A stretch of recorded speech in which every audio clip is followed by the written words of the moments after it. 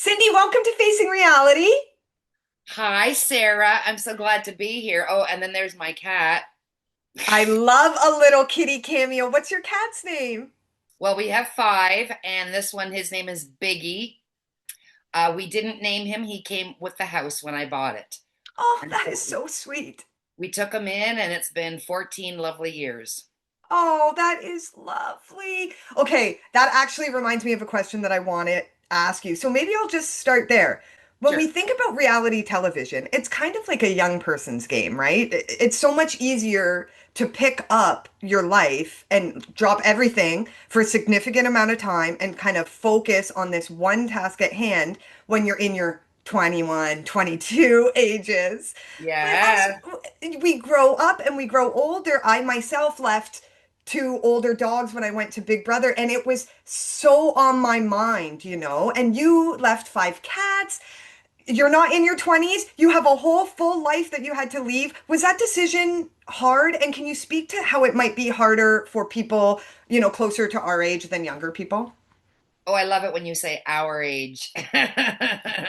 That's so complimentary. It was a challenge for sure, Sarah. I also my son, who was in first year university, so he's been having a lot on the go, and my small business, Dr. Ward's Fresh Mist. So it was a real challenge, yes. But this has been something that had been on my bucket list for a long time. I love to cook, and I watch the competition shows like a hawk, studying the techniques, studying the efficiency that you need to have in the kitchen. You know what I mean? Yeah. And so I have always wanted to do this, and I just always figured I could cook at the highest level under these extreme conditions. So, it was a challenge, but it was something I was willing to, just go for. It's how many chances do you get? And thank you for doing that because part of my whole theory here about reality TV being a young people's game is that to me, when people like yourself go on, it makes it so much more impactful. And for myself, it's more relatable to watch and it makes those stories just like pop a little more. So thank Right. you for doing that. And um, you recognized me when I came in. So you must be a reality TV girly yourself. Like, were you a fan of the genre before you even considered MasterChef? Well, absolutely. I'm a social psychologist. So that's my PhD. And I got that late in life, but I actually drove a taxi for 10 years. Oh boy, there he is again. Because I'm just interested in people. I'm interested in social dynamics. I'm interested in what makes humans tick. Yes. And so I've been a fan of reality TV show for a long time. I understand that there's cameras involved and producers, and I know it's unscripted, but the social dynamics in a reality environment like that, um, you as humans, we like to think that we have control over our lives and ourselves, and oh, I'm not going to go on there and be a liar, and et cetera, et cetera. But it's a challenge, and sometimes you feel like you don't have control. Oh, Cindy, I knew we were kindred spirits. I love all of that, and that is the power of reality television. And driving cab and the sociology of that. I remember that show. What was it like, Backseat Confessionals or something like that? Yes, I remember not being able to get that channel at that time, and I've watched a few of them, and I thought that was like nuts. But I'm also a writer, and I am working on a couple of books right now, and part of it is some of my taxi cab stories. Oh, that's so cool. Okay, I'm going to be following along on that. So being a fan of the genre, especially specifically for this kind of like sociological lens into different worlds, and then you love cooking and you get on MasterChef, what did being on MasterChef kind of give you and teach you in kind of that regard in terms of following this trajectory of like being a fan, being a chef, and now those two worlds are combining? Well, it's a little surreal, like when you get into the Master Chef kitchen, you've got a job to do. right? Like, I mean, it's like, the competitions on Big Brother, you've got a job to do, and it's a pressure cooker in there. So you really have to trust your instincts. You have to trust your skill level, your social skills.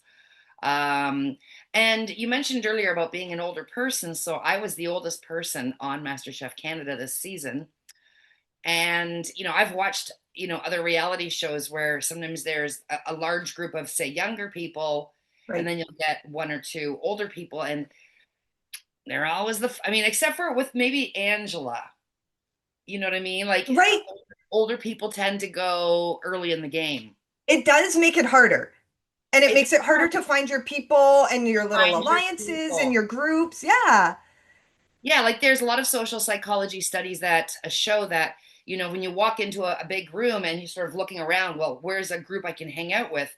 People with long hair gravitate towards people with long hair. People with glasses gravitate towards people with glasses. Older people gravitate towards each other.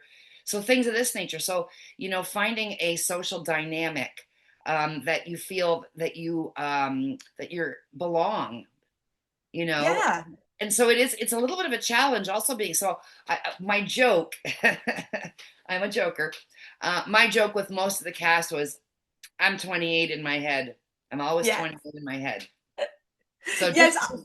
despite the wrinkles and everything else, just look at me and just remember I'm 28. That's what I try to tell all the young people. I'm like, listen, you're never gonna feel grown up. So just kind of fake it. The earlier you start faking it, that you know what you're doing, the kind of better. Yeah. Yeah. So, I want to ask about like the rigor and the level of the cooking. Were you prepared for that? Did it excite you? Did it teach you anything that you're still kind of like bringing now that the show is over? Well, what's interesting is I must say that I left this experience feeling incredibly proud of my accomplishments, because I don't think it's any small feat for any of us in that kitchen. And Exactly. and uh, Even to get there, you've proven yourself to be at that top echelon of skill. That's right. And I think one of the things that I learned in like I am 57, and so I have many years of experience doing, rigorous activities under the lens, right? Right. So I defended my PhD to an audience of, professionals. It's intense, but you just have to take a deep breath and tap into your self confidence, really, and just say, I know I can do this. Take a deep breath, just put your head down, concentrate. And I also play in a professional billiards leagues. So, you're down at the table, eight in the corner, everyone's watching. And you just have to like block it out, concentrate on what you're doing. So, it's intense to be in the MasterChef Canada kitchen. And so, all joking aside, when that clock starts, it's go time, right? So put your head down, concentrate. And I think I did a wonderful job of that, staying on track, plating on time. Yes, Um, everything looked beautiful. I wanted to try your chicken hand pies. They looked so good. they were a lot more delicious than the judges suggested. Oh, I know it. A lot I of could delicious tell. spices in there, and I loved my poached egg dish in the Dempster's cup with I loved all my food there. So it's it is what it is. I'll do it again in a heartbeat. Oh, well, you should be so proud. And I want to ask, like, how was the experience for your friends and your family watching you on MasterChef? And um, did they see their person reflected? You know, people are always kind of hesitant to go on reality television because they don't want to be kind of misconstrued or anything like that. Did you feel you saw yourself? What was that like, and what was it like for your friends and family? So I had a big viewing party at a local live music restaurant, which interestingly enough, 20 years ago, I was the original owner of. It's gone through iterations. It's called the Boathouse. So I had a big group of people. I'm a little bit of a known celebrity, I guess, in KW. I've won the Rogers Woman of the Year award, and I've been on Dragon's Den. So people are starting to, and then I run a large neighborhood music festival called the Schneider Creek Porch Party. So politicians all come out and stuff. So a lot of them came to my viewing party, my friends, my family, Oh, that's and so cool. I was nervous as heck. So I'm watching the big screen, and all I can think of is, oh, that harsh lighting really shows my wrinkles. And boy, I was a really cute kid when I had big, high, chubby cheeks, and now they drop when you're older. And those things are going through your head. Yeah. And then, and then I walk into the MasterChef Canada kitchen, or they show me, putting and then the whole crowd's going, yeah, Cindy, Cindy. And I'm looking around going, oh, these people are like really liking me and really liking this. And then at the end, when I got my white apron and made the top 12, the place just erupted. Cindy, Cindy. And so I quick grabbed my phone. I said, do it again. So that's on Instagram. You can find that. So it's been a lot of fun. And I've had so much support. So, it's been really great that way. So feeling the love for sure, Oh, feeling the that is fantastic. And you know that people all over the country had that same experience when they turned on their camera and they saw you there and they're, Cindy, I know Cindy. And so that feeling just like duplicates and it's a snowball effect. So thank you for facing reality and showing us all your fabulous self on MasterChef. I'm waiting for your next reality show. I think you need one just about Cindy and all the experiences that you've had in your life. Absolutely. I would love to do that if you know a producer. I love being involved in stuff like this. I'm not always the one to like film myself, right? Yeah, you are a fantastic storyteller, and I can't thank you enough for joining me. And where can Oh, we follow Sarah. along on social media or anything like that to see your projects that you have going on? Fantastic. It's been such an honor talking to you today. You're my favorite for sure. Oh my gosh, Cindy, you're my favorite. Thank you so much. Are you on Instagram and YouTube and things like that? I am. So I'm at Dr. Cindy's underscore kitchen life. So I'm going to be following you and tagging you in a post today. Okay, amazing. Yes, and we'll share this on YouTube and on Instagram. Thank you all for watching, and thank you, Cindy and Biggie, for making another appearance. Okay. Thanks, Sarah. Have a wonderful day. You as well. Thank you so much, Cindy. I was not recording.